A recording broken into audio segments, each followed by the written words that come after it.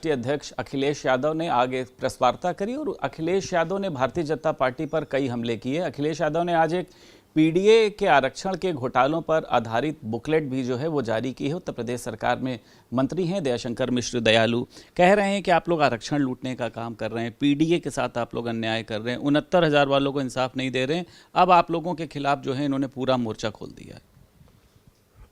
देखिए, ये हताशा उनकी है और निराशा में अब वो ऐसी ऐसी बातें बहकी बातें कर रहे हैं। किसी का आरक्षण न छीना जा रहा है, पीडीए उनके लिए, उन्होंने पीडीए को अलग करके वो बातें करते हैं। हम भारतीय जनता पार्टी की, हमारी सरकार, हमारी पार्टी सबका साथ, उस सब में सब समाहित है। हम क्यों अगड़ा पिछड़ा पीडीए, वो तो समाज को बांटने की बात कह रहे हैं। समाज एक हो रहा है, देश एक हो रहा है।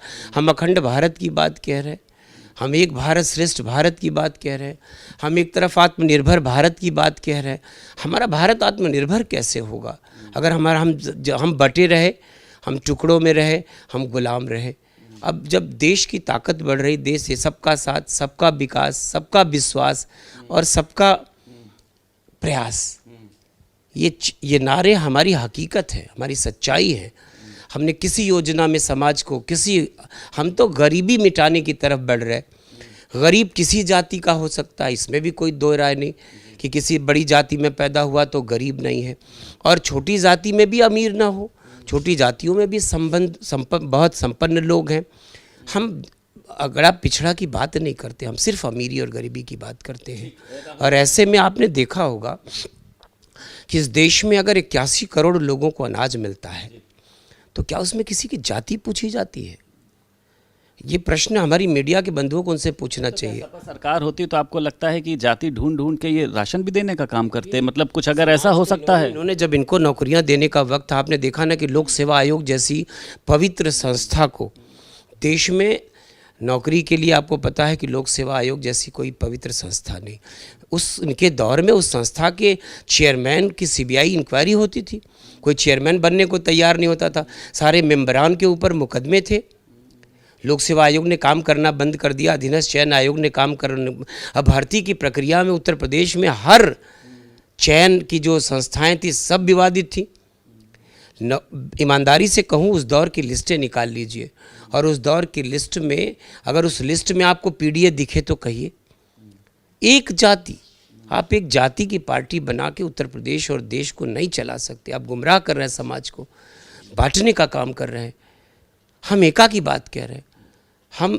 हमारी ताकत, हमारी देश की जो सारे पूरे संपूर्ण भारत की जो शक्ति है, प्रधानमंत्री जी का संबोधन सुनिए पहले दिन से।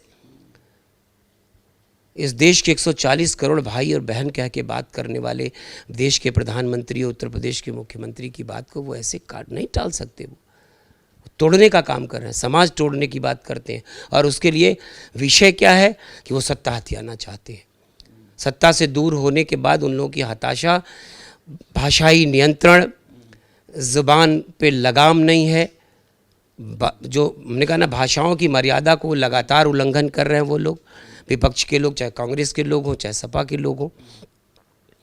अब उनके डिक्शनरी में कोई गालियां नहीं बची जो देश के प्रधानमंत्री को वो दे। प्रधानमंत्री का सर आपने नाम लिया, प्रधानमंत्री तो पूरे देश के हैं, गृह मंत्री देश के हैं, ऐसा तो है नहीं कि सिर्फ आपके हमारे हैं। राहुल गांधी ने ये कहा कि सब गद्दार हैं, ये लोग देश को बेचने का काम कर रहे हैं। मर्यादाओं का लगातार उल्लंघन करना, लेकिन देश देख रहा है और उनके एक एक शब्द की सजा उनको देश देता जा रहा है।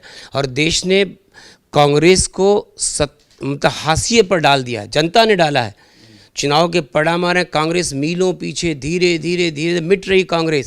कांग्रेस को अपनी भाषाई मर्यादा का ध्यान रखना चाहिए।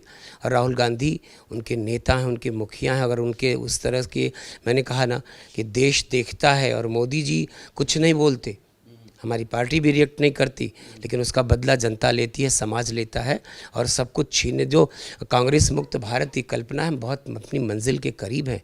वो ऐसे अपनी मनवाली करते रहें, अपनी ज़ुबान से वो ऐसे ही गालियां देते रहें। और ये उनका मैंने कहा ना कि वो उनकी सोच है, उनके सोच का स्तर प्रमाणित करता है कि क्या आखिर में क्या हो गया इन लोगों को। ठीक है सर, एक आखिरी सवाल है सर, उत्तर प्रदेश में विधानसभा चुनाव आ रहा है, ऐसे में कांग्रेस सर अपनी ज़मीन तलाश रही है।